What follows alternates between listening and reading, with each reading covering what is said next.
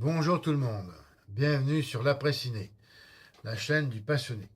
Aujourd'hui, bien, une toute nouvelle rubrique pour commencer cette année 2017.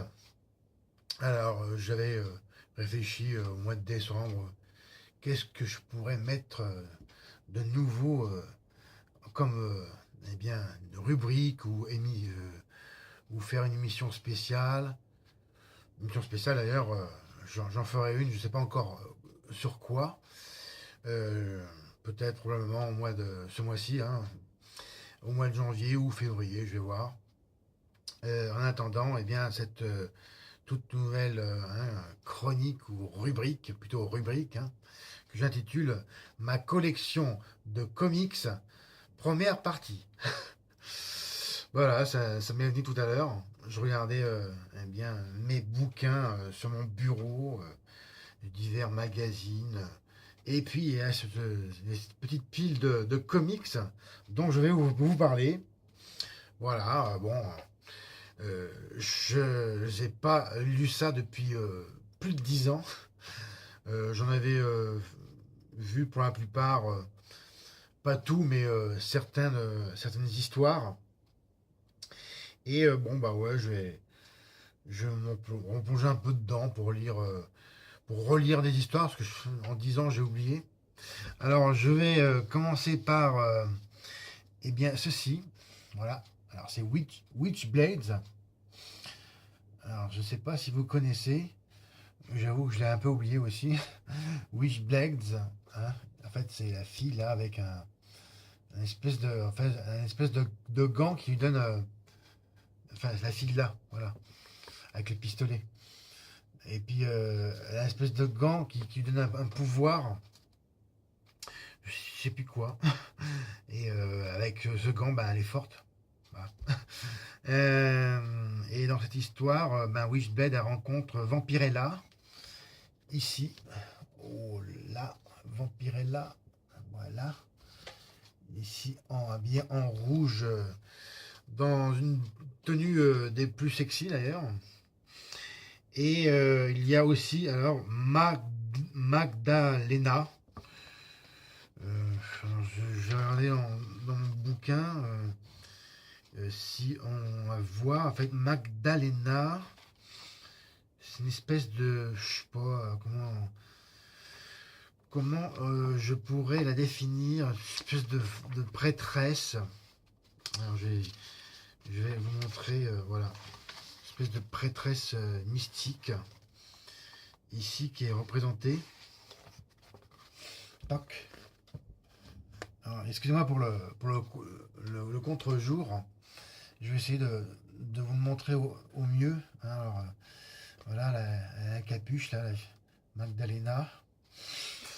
Et autant que je me rappelle, c'est une espèce de prêtresse mystique, plus ou moins mandatée par le Vatican. Voilà. Voilà, là, on la voit mieux. Tac. Et puis dans l'histoire, Magdalena, elle cherche Vampirella. Voilà. Ici, de plus près, Magdalena. Bon, il faut que je relise l'histoire parce que c'est intéressant. Je suis pas un lecteur. Hein. D'habitude, moi, c'est plus tout ce qui est virtuel.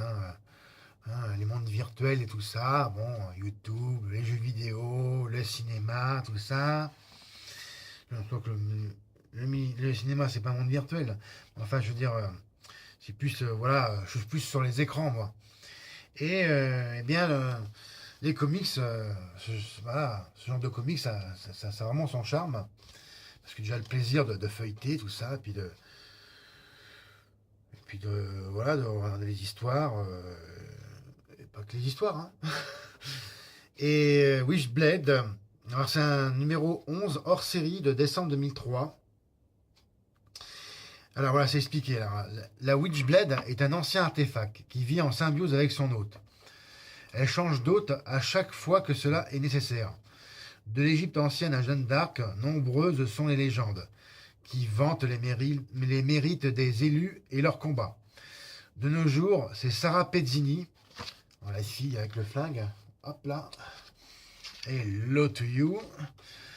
Inspecteur de police à New York qui en est la détentrice. Vous pouvez la retrouver tous les 2 mois dans le bimestriel Top Cow Universe. Voilà, c'est un Top Cow. Voilà. Toc.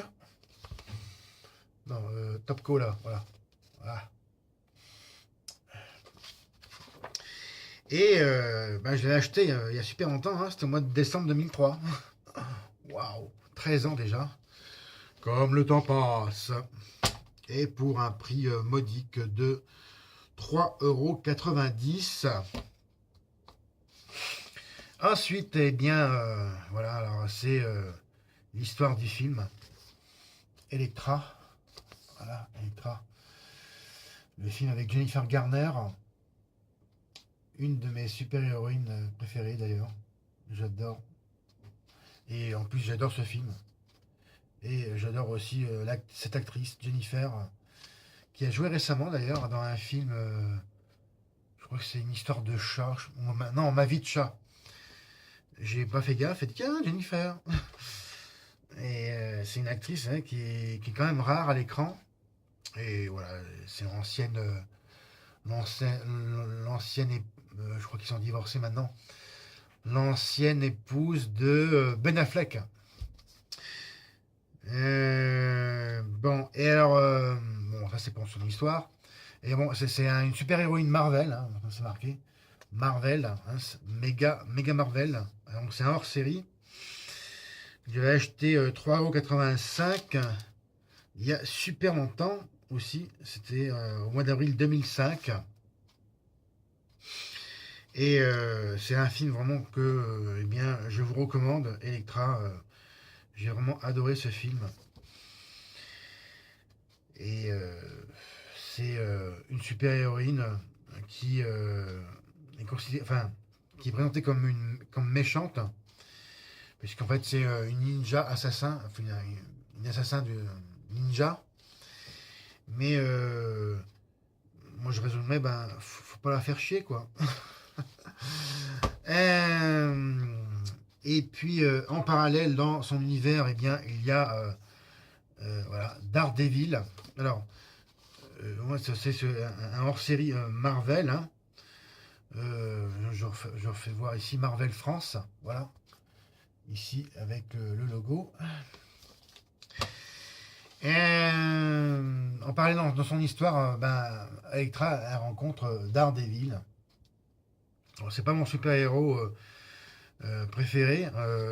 C'est néanmoins un excellent film, donc, puisque c'est tiré du film du même nom, avec Ben Affleck, hein, son ancien mari. Voilà. Derrière, il y a la couverture, la jaquette du film. Alors, il y a eu beaucoup d'opinions divisées concernant ce film. Franchement, moi, j'avais bien aimé. Hein, il y a plus de 10 ans de ça. Et Ben Affleck jouait bien aussi. C'était vraiment, je trouvais, un excellent film. Et sa rencontre avec eh bien, la charmante et divine, mais néanmoins dangereuse Elektra. Alors, ce comics, encore, hein, c'est un Marvel France. Voilà. Ici en haut, là, c'est marqué. Et c'est le même prix, hein, à quelques centimes près. Hein. Acheté 3,90 €. Et cette BD, je l'avais acheté hein, au mois de mars 2003. Super ancien quand même. Hein. Voilà. Ensuite, je continue. Et bien, bon, là, ce sont des comics sur, eh bien, mon héroïne de jeux vidéo que j'adore. Je suis un très grand fan depuis,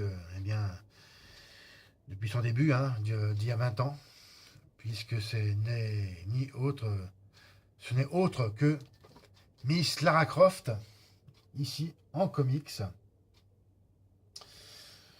Hein, pour mon plus grand plaisir, qui revêt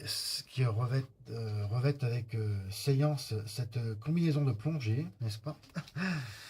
Voilà. Bon, alors ça, ce sont des histoires qui sont différentes les unes des autres, qui sont, eh bien, hein, alors celle-ci, en fait, je l'avais achetée au mois de, donc c'est le numéro, c'est un bimestriel qui paraissait tous les 2 mois, bien sûr, et c'était août et septembre 2004, puisque je l'avais acheté à la mi-août de ce mois d'août.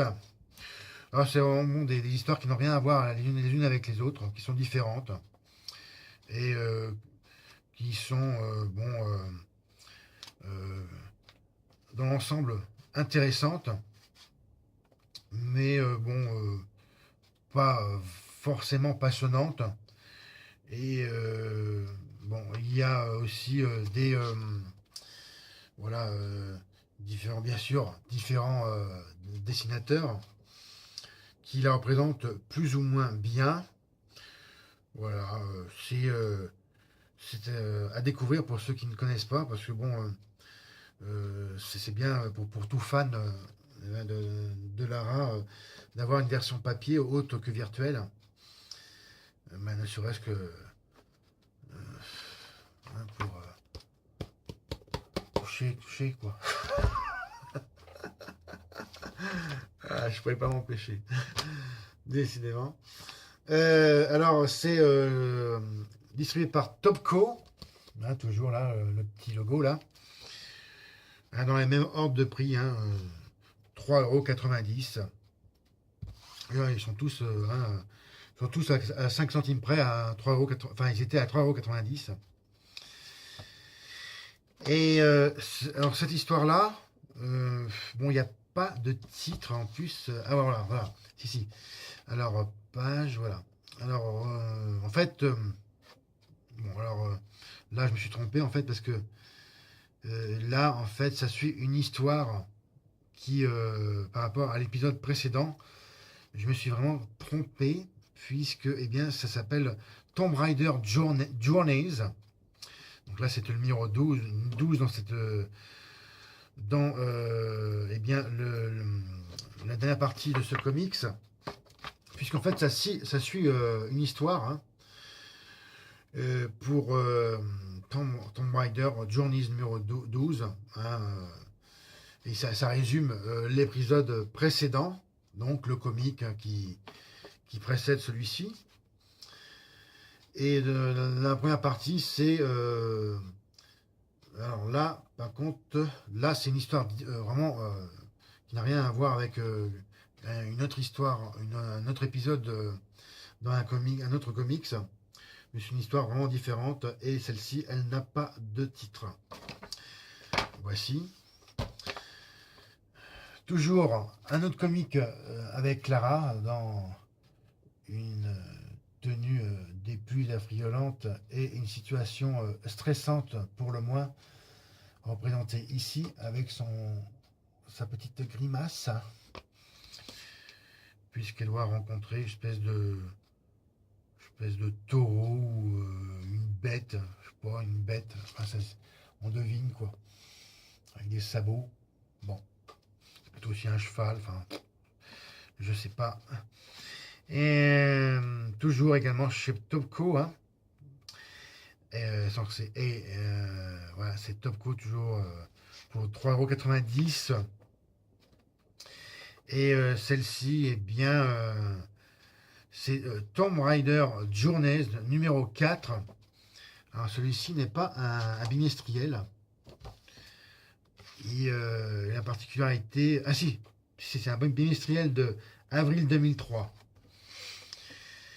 Et alors il y a deux que je me rappelle, je ne me trompe pas. En fait là c'est une histoire complète sur voilà, il n'y a pas deux histoires différentes. Voilà, c'est une histoire complète. Ce numéro 14 est le prélude à la série Endgame, publiée en 3 parties aux États-Unis, respectivement dans Tomb Raider 25, Witchblade numéro 59 et Evo numéro 1. Pour l'édition française, nous avons regroupé dans le Tomb Raider Special 6, qui sera disponible au mois de mai 2003. Celui-là, je ne l'ai pas. Une occasion unique de retrouver les talentueux Turner, Silvestri et Manapul dans un seul magazine. Alors voilà, dans celui-ci, cet épisode s'appelle, enfin, l'histoire de ce comic s'appelle Le piège, la voix du tigre, et ça résume l'épisode précédent, donc le comic numéro 23 que je n'ai pas. Et bon, en fait, je n'achetais pas dans l'ordre hein, tous les comics. C'était comme ça, à l'occasion. Et pour finir, un comics tout à fait différent, vraiment hyper collector, hein, que j'avais trouvé je sais plus où d'ailleurs. Je crois que c'était dans une librairie ou un troc, puisque c'est le Télé Junior hors série un mensuel de 1978 sur les mystères de l'Ouest, une de mes séries préférées quand j'ai d'ailleurs qui est toujours une de mes séries fétiches que j'adore vraiment. D'ailleurs j'en ferai une critique lors de ma prochaine série à critiquer. Vraiment c'est une série voilà, quand j'étais petit, quoi, c'est toute mon enfance. Et voilà, là, c'est une histoire sur James West et son acolyte Artemus Gordon. Et ces mystères de l'Ouest ouais, sont vraiment hyper collector, hein, parce que acheté à l'époque pour 4,50 €. Mais je ne sais plus du tout où j'ai acheté ce comic, si ce n'est que c'était en avril 2006. Je pense que c'est doit être dans une librairie ou un bazar, un broc, il me semble. Et bien voilà, ce qui conclut cette toute nouvelle rubrique. Hein. Alors, j'ai plein d'autres comics quelque part dans mon garage et ma cave, enfouis dans les cartons. À l'occasion, il faudra que j'aille en expédition là-dedans. C'est aussi un plaisir hein, en soi de redécouvrir ces affaires. Hein, après de longues années eh bien, sans les avoir vues.